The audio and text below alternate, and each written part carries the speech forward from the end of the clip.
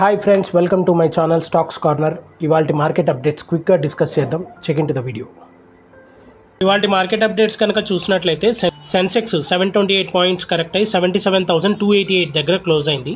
అలాగే Nifty 50 181 points correct అయ్యి 23,486 దగ్గర క్లోజ్ అయింది. అలాగే బ్యాంక్ నిఫ్టీ 398 పాయింట్స్ కరెక్ట్ అయ్యి 51,209 దగ్గర క్లోజ్ అయింది. అలాగే Nifty mid cap 100 323 points correct అయ్యి 51,646 దగ్గర క్లోజ్ అయింది. నిఫ్టీ ఫార్మా 181 పాయింట్స్ కరెక్ట్ అయ్యి 21,360 దగ్గర క్లోజ్ అయింది.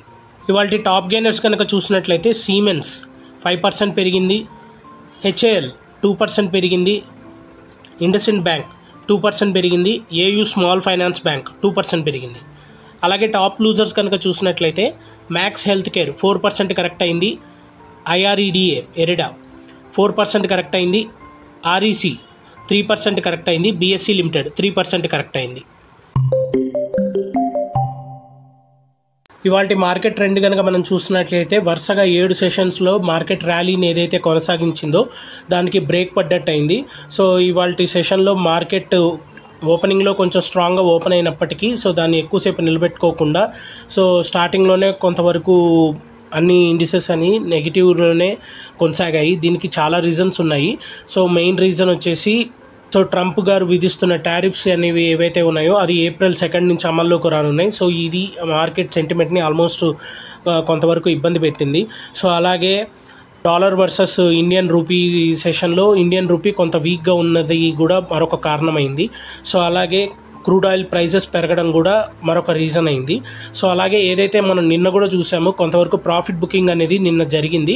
సో ఇవాల్టి రోజు కూడా అదే ట్రెండ్ని కొనసాగించడం జరిగింది. సో ఇది మెయిన్ రీజన్ మార్కెట్ ఇండిసెస్ అన్ని నెగిటివ్లో ట్రెండ్ అవడానికి. ఈ పాయింట్స్ అన్నిటినీ కలుపుకొని సో ఆల్మోస్ట్ మన సెన్సెక్స్ 728 పాయింట్స్ కరెక్ట్ అయ్యి 77,288 దగ్గర క్లోజ్ అయితే నిఫ్టీ 181 పాయింట్స్ కరెక్ట్ అయ్యి 23,486 ఏదైతే మనం చెప్పిన 23,500 మార్క్ని కంటే కొంచెం తక్కువ స్థాయిలో 23,486 దగ్గర క్లోజ్ అయింది. అలాగే మార్కెట్ బ్రెడ్త్ కూడా మనకు వీక్గానే ఉన్నింది. సో ఆల్మోస్ట్ 892 స్టాక్స్ అనేవి పెరిగితే 2,992 స్టాక్స్ అనేవి నష్టపోయాయి. 100 స్టాక్స్లో మాత్రం మనకి చేంజ్ అనేది జరగలేదు. ఇలాంటి డైలీ అప్డేట్స్ కోసం మార్కెట్ అప్డేట్ గురించి డైలీ యాక్టివిటీస్ గురించి తెలుసుకోవాలి, నాలెడ్జ్ గెయిన్ చేయాలి అనుకుంటే మన ఛానల్ని సబ్స్క్రైబ్ చేయండి. Stocks corner by Shivanath. Thank you.